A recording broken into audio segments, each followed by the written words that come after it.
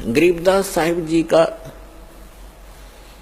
मूल गांव है करौथा, जहां पर अपना एक छोटा सा आश्रम था जो इन दुष्ट लोगों ने सुहाया नहीं, जिनकी रोजी रोटी बंद हुई थी झूठों की, और वहां झूठा प्रचार करके जनता को भ्रमित किया, मुख्यमंत्री को भ्रमित किया, क्योंकि वो भी आर्य समाजी है। दास के ऊपर झूठे आरोप लगा लगा के और झूठे केस में जेल में डाल दिया और उसको आश्रम को ग्रहण कर लिया। फिर भी परमात्मा कहते हैं कि साच को आंच नहीं होती। पुणात्मा हाई कोर्ट ने हमारे हक में फैसला कर दिया।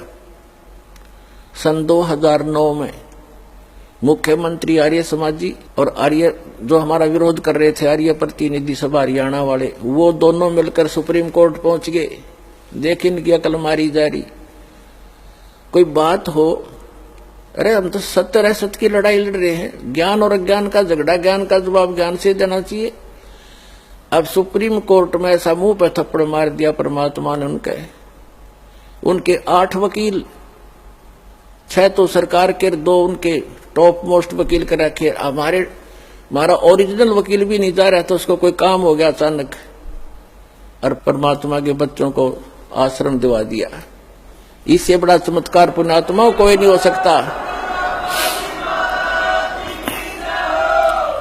अब भगवान से बाहर कौन जाएगा? ये जज क्या है? ये भी परमात्मा के रिमोट से चलते हैं, उसी के बच्चे हैं, उनकी बुद्धि उनके हाथ में है।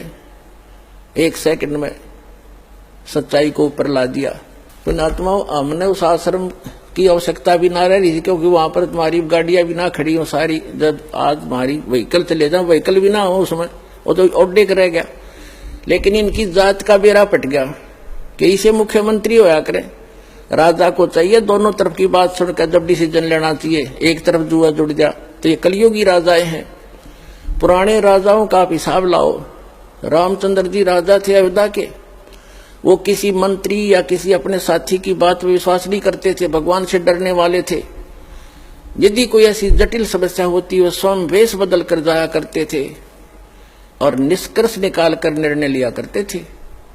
राजकाल के राजा उनकी पार्टी के 2 बात कह दे, फलाना ऐसा है, दकड़ा ऐसा है, कर दो उसका नाश।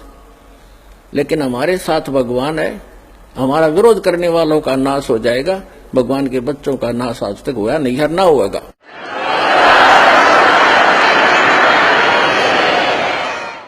और हम ना किसी का बुरा सोचा और ना सोचते। तो पुण्यात्माओं, ये गंदा लोक है और अब और गंदे विचार हो गए हमारे। भगवान से डर रहा नहीं, और जब तक ज्ञान नहीं होगा अध्यात्म, तो भगवान से डरना छोड़ देता आदमी, और तभी मार खाता है।